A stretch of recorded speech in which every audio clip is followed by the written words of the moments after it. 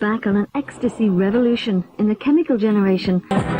In 10 years' time, the chemical generation will be seen as a youth cultural milestone. It brought out a generation much better than the bloody lot who came out of the 80s.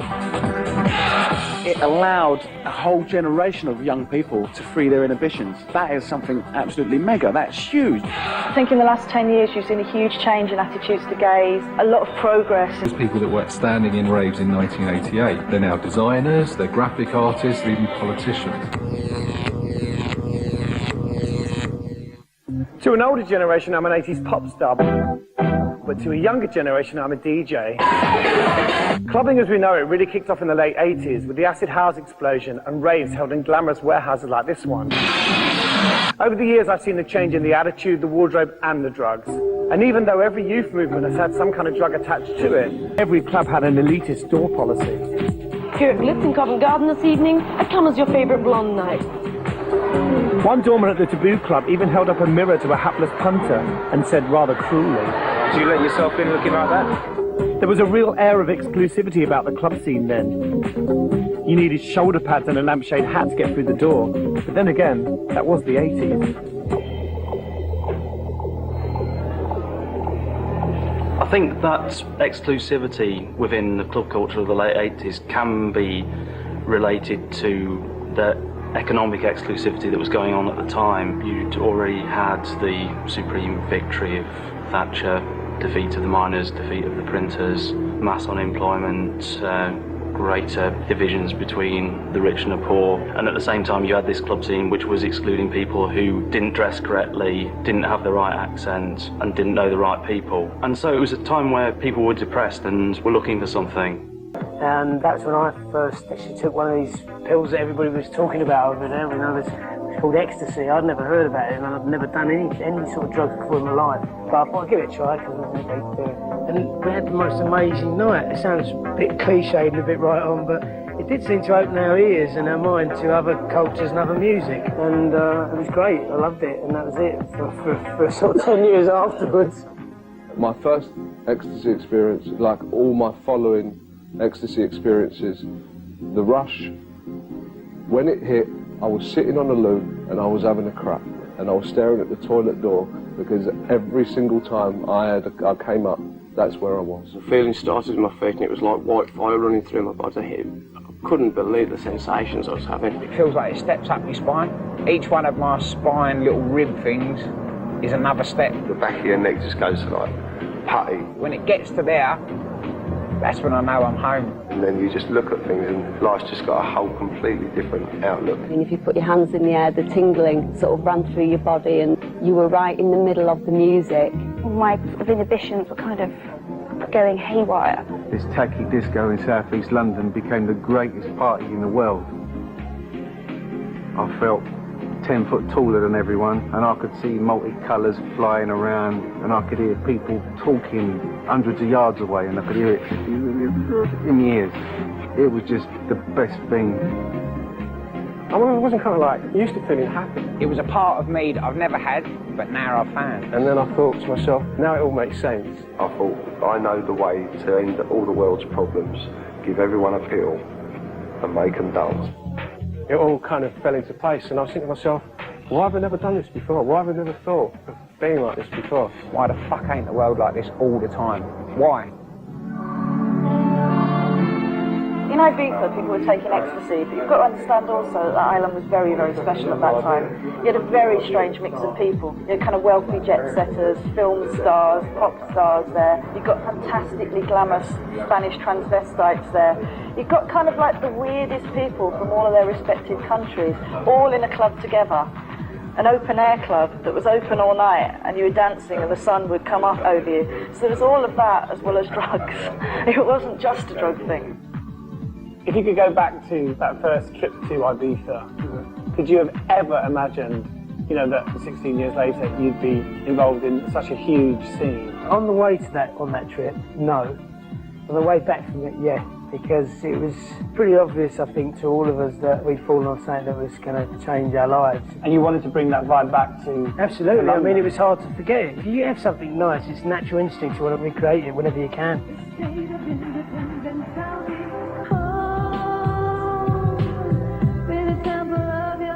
Recreating the Ibiza atmosphere of all-night open-air parties in rainy old Britain was to prove difficult. Tango, please! Faced with stringent licensing laws, the party scene was forced underground. But Britain was about to be hit by a new wave of music that consisted of a lot more than a few dodgy Spanish holiday records.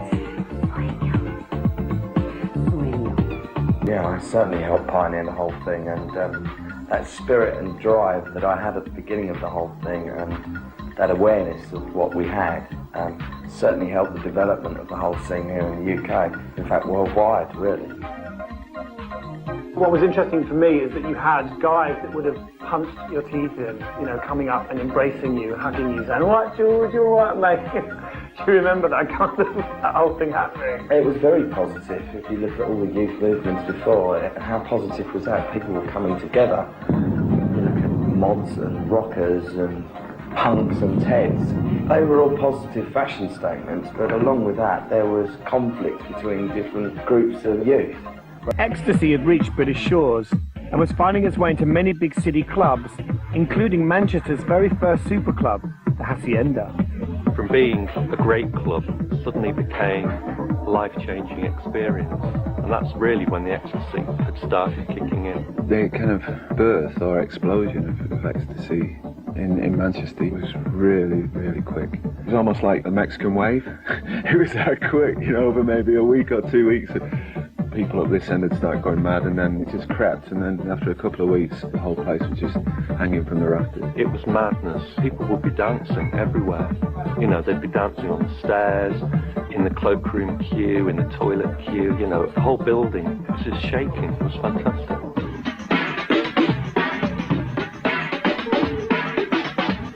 In the early days, we'd go to Camden Palace on a Friday. There'd be 3,000 people in the club, but there'd be just one tiny corner, and in this tiny corner there may be like 200 people, and they'd be screaming ecstasy, ecstasy, and everybody else looking at them thinking, what are they going on about? And then in the space of a month, the whole building was then shouting ecstasy. One witness to the ecstasy wave that was sweeping the country was law graduate turned DJ, Judge Jules. Do you think the acid house scene could have existed without ecstasy? Do you think the music was enough by itself? The fundamental thing was the music, and without that, there would have been no acid house movement. And ecstasy was important, but I think that ecstasy would have been popular in all places where there was a gathering of young people who, whether they take it long-term, like to experiment recreationally with drugs. And I think ecstasy exists outside dance culture because it's just what young people do. Having said that, it did become a popular drug around the same time as dance culture reached en masse proportions. One of the interesting things is that ecstasy and the use of that drug acted as this kind of pacifier and really kind of created this sort of love generation thing. It's difficult to know whether ecstasy actually changed British society for good, but I'm sure it's no coincidence that football hooliganism vanished overnight in 88 and 89. The late 70s and early 80s were violent times. Gangs, not just football, but council estate gangs, political gangs, all sorts of gangs were around. And then ecstasy came along and people got chilled.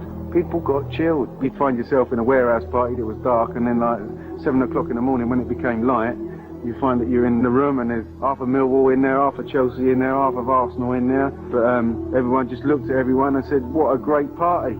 And then violence sort of declined because people were just too busy having a good time to think about anything else. I think what you had is a whole generation who'd had nothing really to call their own. Since punk, there hadn't been a big musical movement. So I think for a whole lot of people, they felt they'd found something that gave them an identity, that made them part of a big gang, and then also it was a hell of a lot of fun. And it wasn't a time when there was a lot of fun about. Everybody who went to one of these events went back the next time with 5 friends. So you started with events for about 2,000 people. Within a year, it had been pushed out to the fields outside the M25, and you were talking 20, 25,000 people at some of the big events. I was sitting in a pub on a Sunday afternoon and got talking to a chap that told me it was really hard to find places to put these raves on. And at that point, I kind of thought, hang on, I know about 50 or 60 plots of land. And a little light went on in my head and just went, opportunity.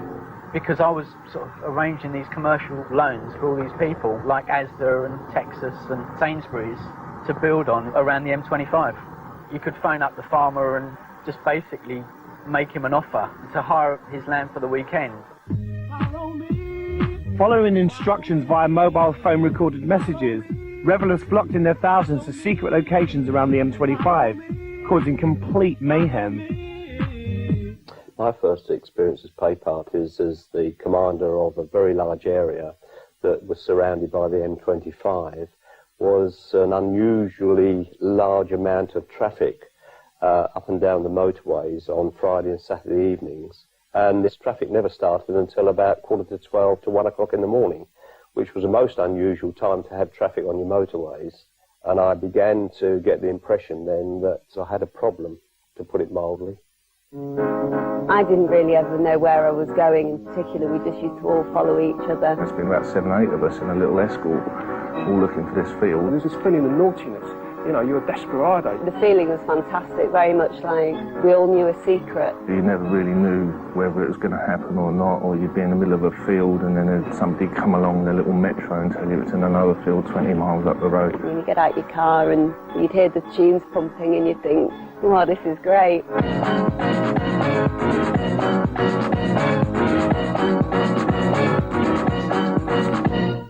I think forbidden fruit often tastes sweeter, and I think people embrace this pirate identity of the illegal raves with great fervour. There's nothing more exciting than outwitting a big battalion of police and letting rip at a party afterwards. The great thing was finding them. You'd be lost for hours and hours and hours. You drive over a hill and suddenly there it was, this kind of like fantasy world built for you, you know. It was incredibly exciting. It was also an incredibly exciting time. A lot of the people involved in this really did think it was going to change everything. It changed them personally a lot, opened them up to a lot of things. Therefore they thought it would change the world. But the amazing thing that was going on at the same time was the Berlin Wall did come down. Nelson Mandela did walk out of prison.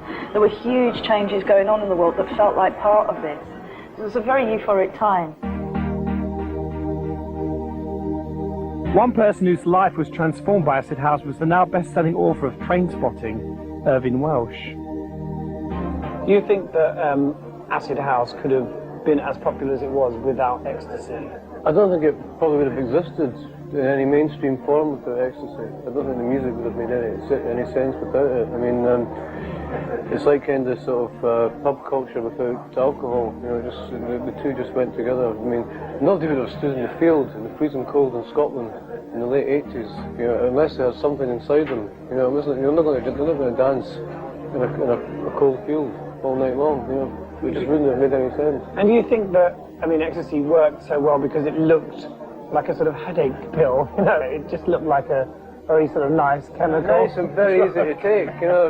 You think to yourself, well, this can't really do me that much damage. You know, it's not like I'm cooking up this mixture and banging it into my veins, or you know, chasing it in a bit of oil and something. We're just sitting there with this nice little pill, and I'm going to take it and wash it down with some water, and I'll be happy. It really was quite a bizarre scene. You could hear the music for 5 1/4 miles. We had the decibels checked. And I thought I'd had a funfair set up on me that I hadn't any local knowledge of. That was my first impression until I said to my drug squad, get me everything you can on ecstasy. And they took about 48 hours. But when they arrived on my desk, I realised that this is nothing about people wanting to party. This is people that actually want to take drugs.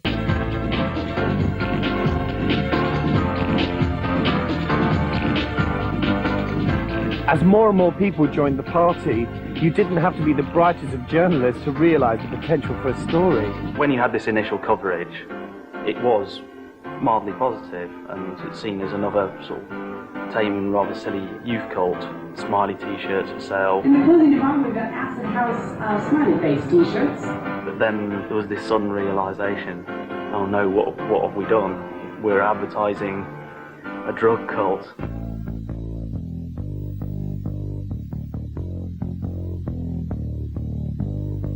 Immediately they pulled these t-shirts off sale and started running these heavy-duty editorials about the evils of pushers targeting our pop kids. Media pressure meant that the police had to be seen to be doing something. Our policy has been to stop these parties because they're unlicensed and because of our concerns for public order and indeed public safety. By this time, we were turning out 250 plus police officers on a Saturday night, and we'd started using helicopters for spotting. But every time I stepped up a tactic, they would step up a tactic against me.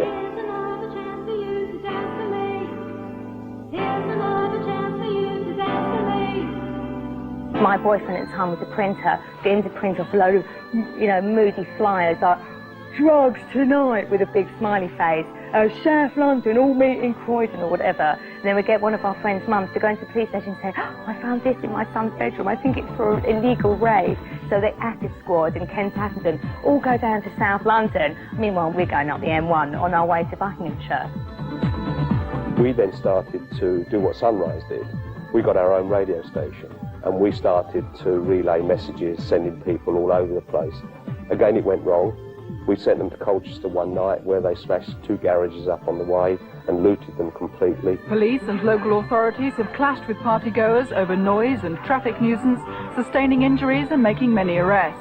At a certain point, you had this kind of really heavy sort of police involvement because, there was stuff in all the tabloids and there was a huge reaction. Do you remember at what point that kind of all changed and became really kind of a huge thing? At the time, the whole issue of pay parties was a much more grey area legally. Subsequently, there were a number of, I would call them draconian bits of legislation brought in to counteract pay parties. But because it was a grey area, the bigger promoters realised that the thing to do was to have an on-site lawyer. So you'd have these kind of heated debates about the legality of these events between the on-site lawyer and a very senior policeman. And it was literally down to the wire whether the event would take place, dependent on the ability of the lawyer to persuade the policeman that, yes, this did fall within the confines of the law.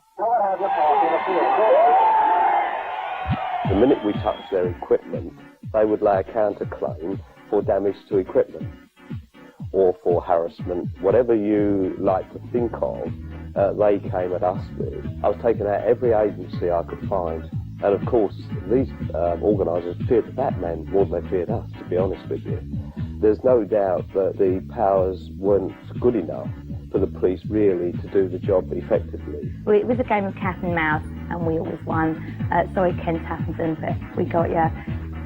I can't go along with the fact that they won. I'll be prepared to call it nearly a draw. But I think we won because we stopped it all in 18 months. All right, we drove it underground and we drove it to warehouses and the violence increased, the problems increased. In 1990, the government introduced a law which made it illegal to hold raids in fields around the M25 without a proper licence. The innovation that was made here was to start using unconventional premises like abandoned buildings, these sort of relics of Thatcher's destruction of the British manufacturing industry were taken up by a new generation who gave them new meaning. Genesis was just basically about doing different events in different locations.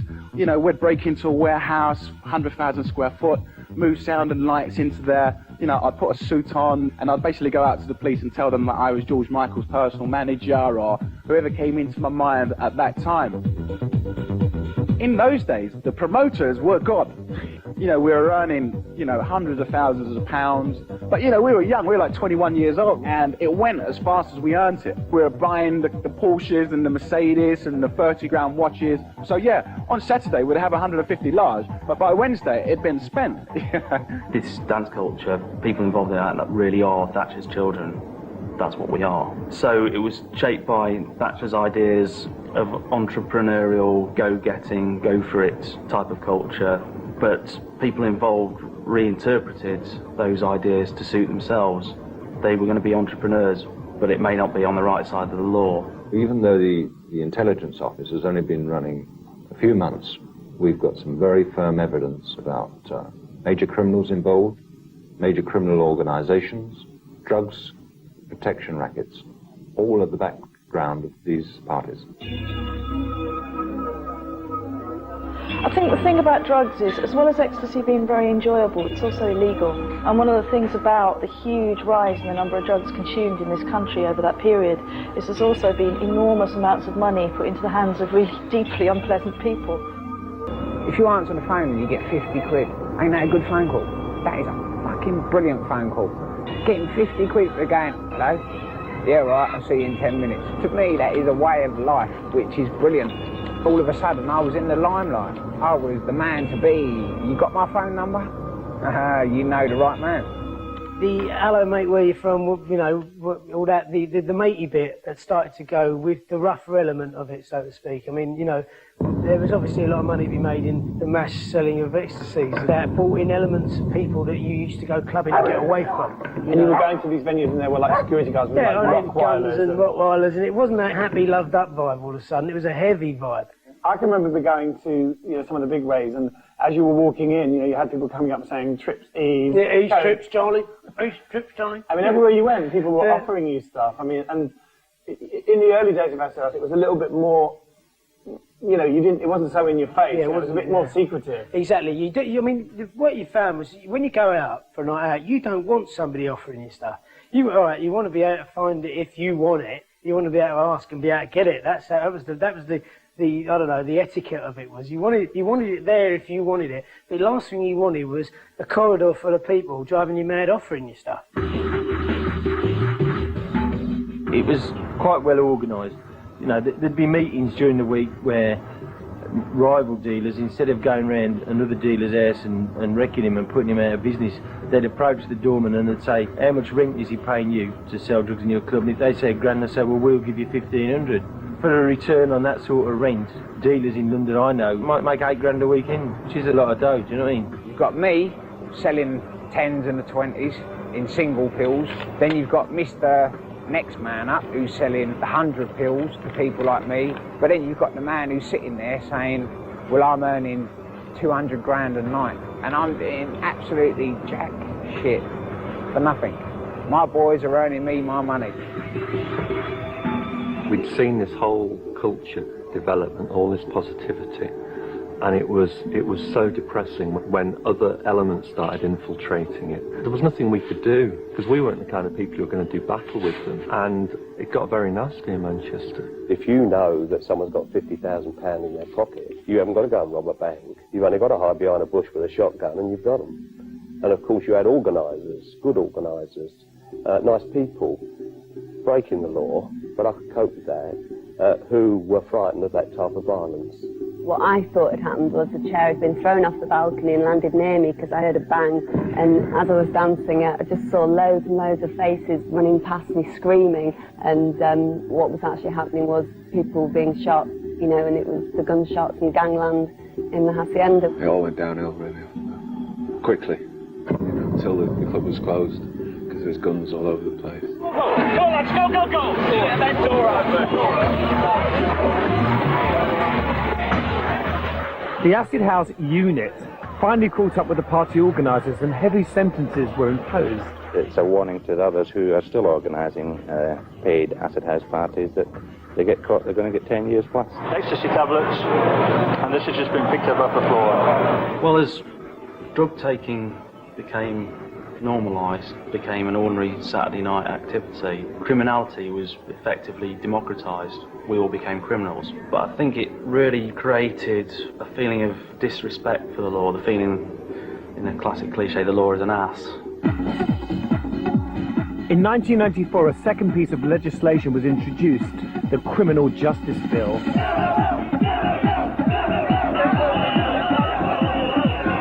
Acid House ravers were being lumped together with hunt saboteurs. You want another go? Squatters and New Age travellers, as the government tried to deal with all the undesirables at the same time. The result was the first opposition culture since the anti-nuclear demonstrations of the early 80s.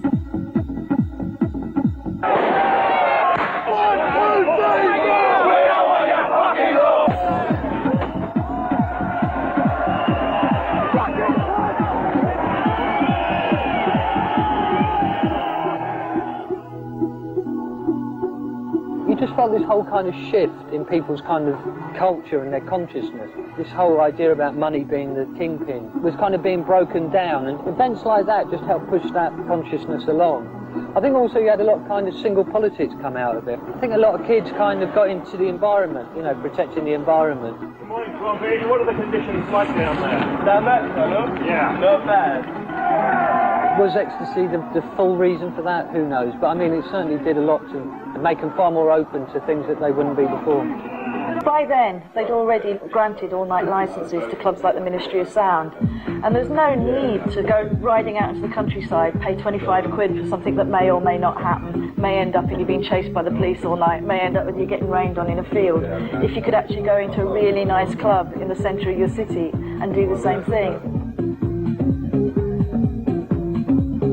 I think we took the sort of those people that didn't quite want to stand in a muddy field on a rainy Saturday. They didn't want their coat thrown on the floor. They didn't want to sit on that sort of rave slush that you used to always get on the floors. I don't know where it came from. But they wanted to come somewhere where they knew it was a sort of safe, well-managed environment. I sort of like to think that Ministry of Sound was a sort of civilised raving.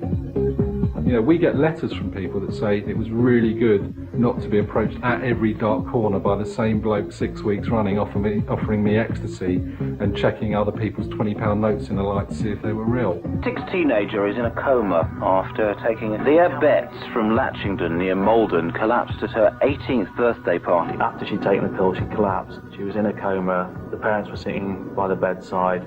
They issued this photo to the press of this young English rose, this flower of Middle England, daughter of a copper, lying in a coma, having taken the illegal drug.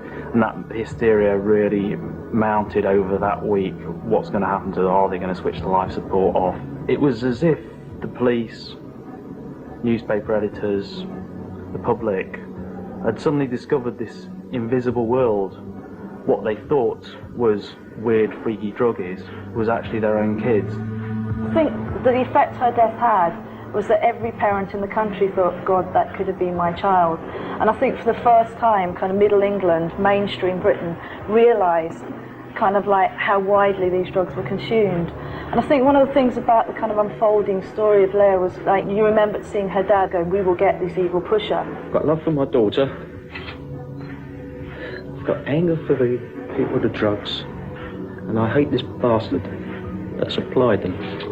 And the pushers turned out not to be evil at all, but a chain of her best friends, none of whom were making money, just passing pills along as favours, which is actually what drug dealers are in this country on the lower level. It's all friends helping out friends, and we would achieve nothing by putting these people in prison for 10 years. In fact, I think more people take ecstasy now than they did in 1988. I would say probably 100 times more. It's become the currency of clubland. Witness to the changing face of Clubland is another 80s pop star turned DJ, superstar DJ in fact, Jeremy Healy. In terms of kind of like the whole drug culture thing, you know, every weekend there are kids dancing their heads off, popping E's, not worried no matter how much bad press they read, no matter how many scares there are, going out and just going for it and really enjoying themselves. And do you think sort of drug use is much more widespread now than it was, say, 15 years ago? Yeah, it's much more commonplace, and that's just the way it is, and I don't think there's anything anyone can do to change that. You know, I just think that it is a part of everyday life and has been demonised and needs to be dealt with, you know, in an adult way. It's a bit like sex. You can't sort of push it underneath the carpet and pretend that it doesn't go on. And to be honest with you, the number of people who've died from it and the column inches surrounding it do not equate. You know, like I know literally 20 people who've died from lung cancer from cigarettes. So I find it offensive to say that ecstasy is dangerous when they sell cigarettes around the corner, you know. If I were to look back over the last 11 years since the alleged craze was really in its development stages to what it is today, I wonder really whether the amount of time, resources, money that has been ploughed into this has been all worth it. I know there have been deaths. One death is one too many. But I don't think there's been more deaths through Class A drugs than there is through some of the other things that we are encountering in our days. Despite the police and government's best efforts, acid house became assimilated into everyday culture. Even the football anthem for the 1990 World Cup campaign was originally called E is for England, a phrase that Jimmy Hill would have no doubt misunderstood. Then there was Blair, who even used an ecstasy anthem for his mass sing-along at the 1997 election campaign.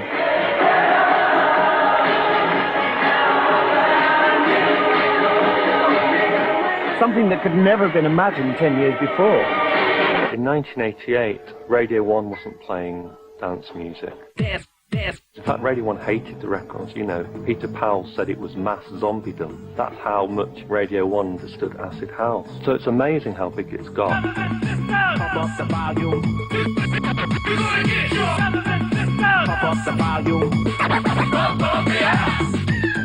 Without a shadow of a doubt, the big breakthrough came in 1987, when a couple of DJs got together before the days of samplers and mixed together 500 records to make the classic #1 hit, Pump Up the Volume. Pump up the volume, pump up the volume, pump up the volume, dance, dance. DJ, looking back, do you see how significant Pump Up the Volume was? It was significant to me as a radio thing, you know, on the radio. There wasn't a lot of dance music being played apart from the Pirates, but suddenly Radio 1 took it on. You know, then DJs were obviously going in the studio and starting to make their own records too. And that record, in a sense, kind of started a whole new trend, because suddenly maybe you were responsible for kind of making DJs a little bit more important. Well, in a way, yeah. I mean, it opened the door.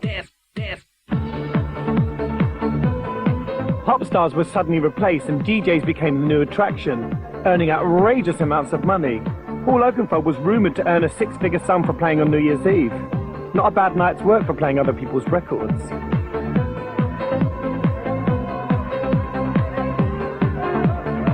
DJ has become a superstar because who else has there been to focus on? You've got like anonymous producers sitting in back rooms, they're not Mr. Gorgeous in any way. Then you've got the clubbers themselves. How can we turn them into a brand? How can we make money out of them as a brand? You can't. Really, the DJ is the only human figure who could be taken and marketed. There was a need for a star and the DJ had to be it. It's very strange now. I've been to a couple of clubs recently. They've had superstar DJs on, and they get this big kind of fanfare and introduction onto the stage, and they walk out and go, yeah, and you think, hang on, you're not World Federation wrestlers, you know what I mean? You're supposed to be providing the soundtrack for the club. And the weirdest thing for me is the audience kind of stand as if they're at a gig, looking at the DJ playing records, which that never happened in our days, you know. The DJ should have been heard and not seen, really. One man who may disagree is DJ Pete Tong, who has his own successful Radio 1 dance show, runs a label, supervises soundtracks for feature films, and even has his name in the dictionary. You know, everybody I know that wanted to start DJing at that time actually really wanted to be a musician. You know, I wanted to be a drummer. I was such a terrible drummer. I decided to play someone else's records. It made a better noise. So, but I did it because I couldn't dance. It's the only way to pull birds. I mean, one of the sort of legacies, I suppose, of this generation is that we've been able to do something that most of our parents would never have had the chance to do. Yeah. I mean, this whole self-employment thing. Definitely. No, it's exciting times. And that's why, I think being a DJ is figuring on more people's, job applications or, job desires. And it is, I've read it somewhere, more turntables are sold than Fender Stratocasters. One guitar to 9 pairs of decks being sold. Yeah, it's amazing. A lot of the people I've spoken to, especially some of the older DJs, have said that, they're quite happy to be behind the decks, but they couldn't see themselves kind of jumping up and down. Yeah. And there has been this move into this whole kind of bar culture. Yeah. And, people are using cocaine more than they were 10 years ago. Do you think this is just a case of people getting old and wanting to be more sophisticated? Probably some of it's designed by the desire of some of the club runners not to want to give up, I mean, it's almost like, we don't want to stop going out and we still want to be with you guys, but we're just going to be around the corner here with our, the designer double vodka and tonic. So it's like, it's some of it's driven by, I suppose it's like wanting to keep involved, and in the corner there is the DJ still. I think there's lots of people who sort of grew up in clubs, who moved on, who wanted something a bit more sophisticated, somewhere where they could sit and have a meal and a drink with their mates. Weren't particularly concerned with getting sweaty anymore, but they wanted the same kind of really nice surroundings, hence the rise of the designer bar. Cocaine is such a major player in nightlife. I'd say probably more than ease at the moment. You know, it's everywhere.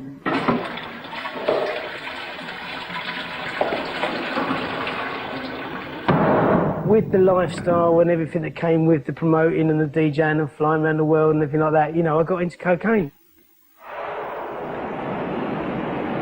Started very much as like having the odd line of someone else's, and then it was getting half a gram to share with a mate, and then it was like a gram at the weekends, then it was one every night I went out, and then I was out every night, so it's every night. And all that happened over a period of 10 years. It didn't happen overnight. I didn't become a cocaine addict overnight, but I did end up there. Anyone who does a lot of cocaine basically turns into an arsehole. You won't accept it yourself, but you do, you know. I was a perfect example of that.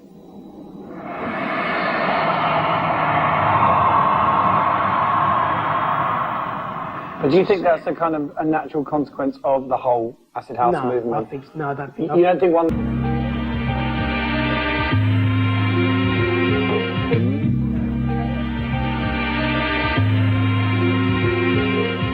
If you could think of any one thing that was a kind of positive that's come out of this whole kind of mass dance culture explosion, what would it be for you? I would, you know, although we took it, you know, we took the music initially from Chicago and New York, and we took huge influences from Ibiza in terms of mixing up the music. I think Britain's got something to be really proud of, or you know, the UK, in that what we've been doing here for the last 10 to 15 years, everyone wants to mimic. It's really put youth culture to the fore. I mean, we're far more internationally famous than the Americans for youth culture now. If we hadn't done what we did at the end of the 1980s, British pop music would have died. The whole scene, all the clubs, everything would have gone. Those kids that were giving out flyers at the beginning of the 90s are now, they're owning the building, and I think that's a really great conclusion at the end of the millennium. I think it made a lot of people feel better about themselves and about each other, and it energised a lot of people and made them do positive things. It gave an awful lot of people who didn't have much of a chance of doing something opportunities. Lots and lots of little businesses grew up around the club scene. People opening record shops, printing T-shirts. If you want to buy a record, buy one called Definitely Maybe by Oasis, because that came out of that culture. And you want to see a film, go and see Trainspotting, because that came out of that culture as well. It's probably everywhere. Design, cars, restaurants, magazines. The influence of people that went clubbing when they were 20 years old that are now 30 can be seen right across Britain. We are the first generation with no allegiance to wartime values. You know, it's when you look back on Paith News and you see these sort of images of British people as being very conservative with small c and stiff upper lipped. It just does not tally with what I see when I go out to clubs and people just going absolutely mad. I just think it's so sad that older people still perceive us as being po-faced and boring, because we're not. It kind of destroyed sexism, but increased sexuality. There was less of a sense of the old kind of sexist stereotypes. I think people learn a lot more than you'd expect about each other on the dance floor. The fact you were black, white or yellow, you were in a field in 1988 dancing to the same music, has to have some sort of lasting effect. I became less of a snob, which made me more open to other people. It's kind of nice thinking that all these people are now out there doing interesting new things, and it really has changed the landscape that we're living in now. There's a flip side to that, though, in that we know other people who dropped out of college and probably would have had quite a promising career and got a bit fucked up as a result. There's so many dealers out there, there's so many people, everyone knows someone that's selling pills or weed or whatever. And you just like ringing up for a pizza. If you could think of any one thing that was a negative that's come out of this, what would it be? People dying. That was obviously never meant to happen. People have been taking E for 10, 15 years, but they still don't know really what it does to you. So that's the thing that is a little bit daunting. People don't really go out during the week anymore because they don't trust themselves. It's a bit like a lot of people can't go out without using drugs anymore.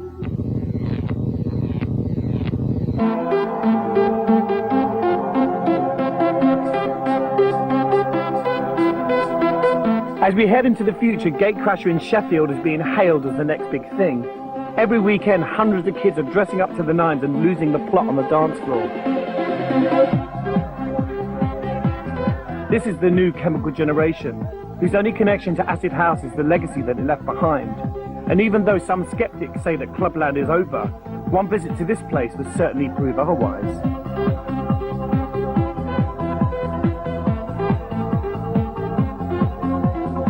One of the root stems of the popularity of club culture is the fact that in an environment where less and less we know our neighbours, we're more and more scared of crime. Clubs and Clubland represents the last bastion of an opportunity to meet people you've never met before on a kind of equal footing. And ultimately the human race is a social race. We want to go out and meet people, but we're given very few opportunities to do it in a non-threatening environment, and that's what will keep club culture important until the year dots, as far as I'm concerned. People will be dancing until the bomb drops, you know. I don't think it's ever going to end. As long as people are moving on, making new dance music, the scene's always going to be evolving. It's going to go somewhere else. Something else is going to come along and replace it. I mean, you went through the punk scene, and when that happened, you thought, God, what could ever replace this? It was so new, refreshing and unique, and Acid House was also that way. But I certainly believe that something else will come along and replace it at some point. For a radical youth movement, it might not be music. We might be looking in the wrong place. It might be ice hockey or something like that. I think clubs always will exist, and they're places where people can kind of experiment and then go back to the real world and be their normal selves. And I think drugs, hallucinogenics, some way of kind of losing yourself and forgetting who you are or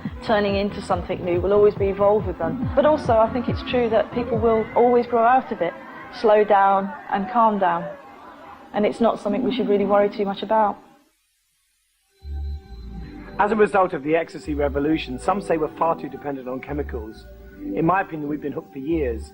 It could be dropping a Prozac for depression or a Class A drug to go dancing, but either way, chemical consumption is now ingrained in our culture. It's in our environment, it's in our water, even in our food. So where do you draw the line? Ecstasy had been around for 70 years, but only when it coincided with dance culture did it really find its moment. I'm quite sure the drug of the future has already been created and is lying in some laboratory drawer somewhere, just waiting for its time and place.